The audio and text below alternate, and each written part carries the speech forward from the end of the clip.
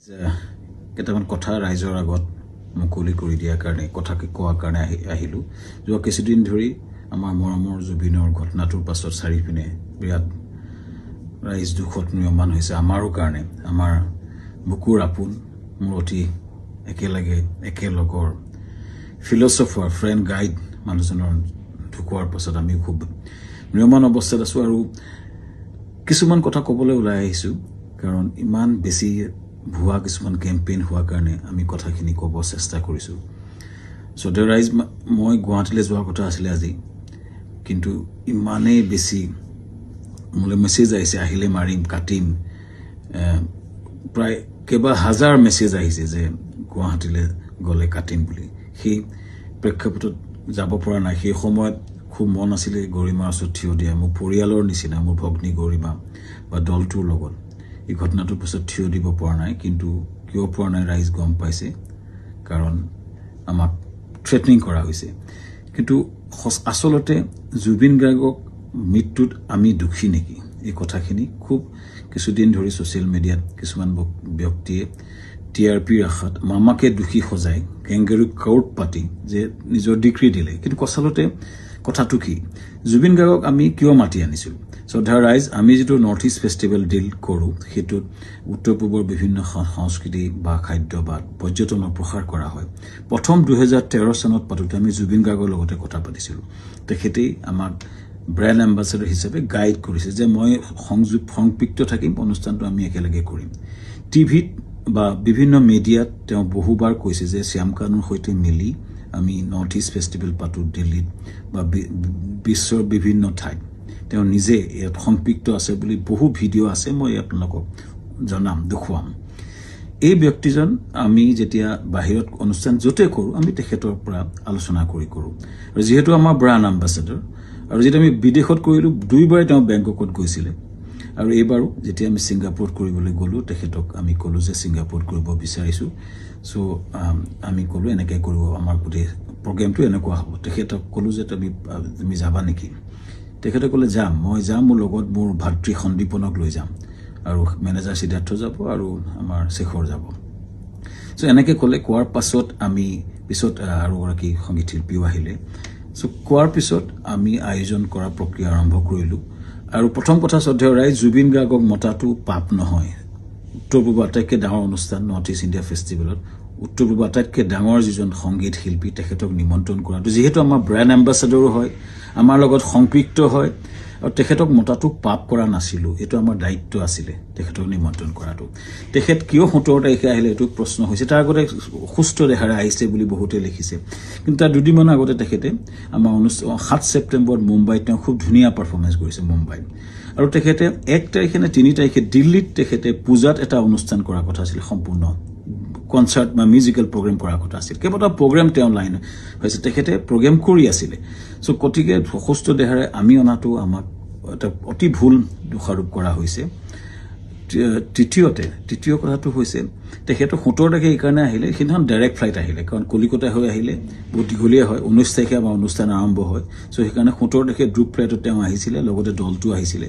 আমি PAN Pacific হোটেলত ৰাখিছিলো আমাৰ যত অনুষ্ঠান হৈছে তাৰ লগতে সানটেকৰ লগতে পেন পেচিফিক এখন 5 ষ্টাৰ হোটেল সকলো দলটো আমি ৰাখিছিলো ভালকে ৰখাৰ চেষ্টা কৰিছিলো আমি তেওঁলোক কথা পাতিছিলো যে তেওঁ কৈছিলে আমি অলপ জিৰণি লম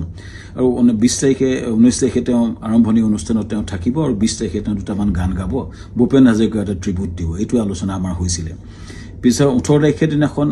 19 তাৰিখে আমাৰ অনুষ্ঠান আছিল 18 তাৰিখৰ দিনাখন আমি তেখেতক খবৰ কৰিতে শুই আছিল আমাৰ বহুত বিভিন্ন উত্তৰ পূবৰ মানুহ আছিল তেওঁ লগত তেওঁ ভায়েক আছিল আৰু তেওঁ সিদ্ধাৰ্থ আছিল মেনেজাৰ আৰু দল আছিল 19 তাৰিখৰ দিনা ঘটনাটো ঘটিলে যেতিয়া আমাৰ খেদিনাখন উত্তৰ পূবৰ বিভিন্ন মন্ত্ৰী বিষয়া লগত আমাৰ এখন মিটিং চলি আছিল উদ্যমী সকলৰ লগত সিংগাপুৰৰ মিটিং চলি আছিল যাতে আমি ৰাতিপুৱাই গৈছিলো তেতিয়া এই জাহাজৰ ঘটনাটো কথা মোক সিদ্ধাৰ্থ শৰ্মাই ফোন কৰিছিল 3:30 বজাত আমাৰ মিটিং আৰম্ভ হৈছিল 12:30 বজাত সো 11:30 মানতে মই সাংগ্ৰিলা হোটেলত গৈছিলো আৰু তাত 3:30 মান বজাত আমি গম পাইছিলো যে এনেকুৱা ঘটনা এটা ঘটিছে সিদ্ধাৰ্থ ফোন কৰিছিল কোড ঘটিছে কেনেকৈ ঘটিছে আমি একো গম পোৱা নাছিলো লগে বহুখিনি তাকে লৈ বহু ফোন আহিছিল কিন্তু মই উত্তৰ দিব পৰা নাছিলো আসলতে ইমান ডাঙৰ ঘটনাটো আমাৰ মৰমৰ বুকুৰ আপোন মানুহজন এনেকুৱা ঘটনা ঘটিছে কথাটো আমাৰ কাৰণে এটা থটমটৰ নিচিনা হ'ল আৰু লগে আমি দুটাবাখৰ লগত কথা পাতি তালে গলো আৰু ঘটনাটো হ'ল আৰু এই ঘটনাটোৱে সকলোকে মুখৰে মাত নাইকিয়া কৰিলে আৰু গম পাই লগলে আমাৰ অনুষ্ঠানটো বাতিল কৰা বুলি আমাৰ হাই কমিছনে নিজস্বভাৱে ঘোষণা কৰিলে আৰু অনুষ্ঠান তাতে বাতিল কৰা হ'ল তাৰ পিছতো কোনবাই উলিয়াইছে আমি প্ৰগ্ৰাম কৰি আছিলোঁ বুলি কিন্তু আচলতে আমাৰ ভাৰতৰ ৰাষ্ট্ৰদূতে এইটো ডিক্লেয়াৰ কৰিছিলে অনুষ্ঠানটো সম্পূৰ্ণ বাতিল কৰা হৈছিলে আৰু সেইটো পিছতো আমি টিমটোৰ লগত লাগি কেনেকৈ আমাৰ পাৰ্থিৱ শৰীৰটো গুৱাহাটীলৈ পঠাব পাৰি তাৰ লগত মই কাম কৰিছিলোঁ সিদ্ধাৰ্থ লগত আমাৰ মৰ্গত আমাকে যাবলৈ দিয়া হৈছিলে সিদ্ধাৰ্থ আৰু সন্দীপন শেখৰৰ লগত আৰু তাৰপিছতে কেম্পেইনটা আৰম্ভ হ'ল আমাৰ বিপক্ষে সেইদিনা মই কৈ আছিলোঁ যে মৰ্গলৈ যাওঁ বুলি কোনোবাই সেইটো মদ খাবলৈ যাওঁ বুলি এটা কেম্পেইন কৰিলে কোনোবাই ক'লে যে শ্যামকান্ত মহন্তক ধৰি হত্যা কৰিব লাগে এনেকুৱা ধৰণৰ কেম্পেইন আৰম্ভ হ'ল আৰু এটা ভয়ানক আমাৰ বিপক্ষে এটা কেম্পেইন শ্ৰদ্ধা ৰাইজ এটাই মই ক'ব খুজিছোঁ যে আমি গোটেই প্ৰক্ৰিয়াটোত কোনো পধ্যে জড়িত নাছিলোঁ য'ত ঘটনা ঘটিছিলে তাত 12-13জন মান অসমীয়া সমাজৰ লোক আছিলে আৰু বিভিন্ন দলটো আছিলে যেতিয়া ঘটনাটো ঘটিছিল তাৰ বহু দূৰত আমি আছিলোঁ আমাৰ দলটো বহু দূৰত আছিলে চ' আমাক দোষাৰোপ কৰি এই প্ৰক্ৰিয়াটো কিয় কৰা হৈছে কেইজনমান ব্যক্তিয়ে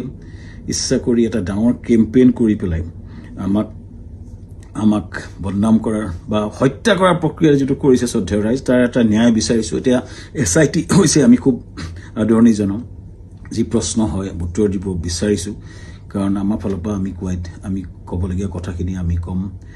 আমি আদৰণি জনাইছোঁ সঠিক তদন্ত হওক কিন্তু এই যিটো ঘটনা ঘটিছিলে জাহাজখনত বহু দূৰত আমি আছিলোঁ আৰু আমাক সেই ঘটনাটোৰ সময়ত এই যিকেইজন ব্যক্তি আছে তেওঁলোকে তাৰ কথা ক'ব পাৰিব কিন্তু আমাক সেই ঘটনাটোৰ সময়ত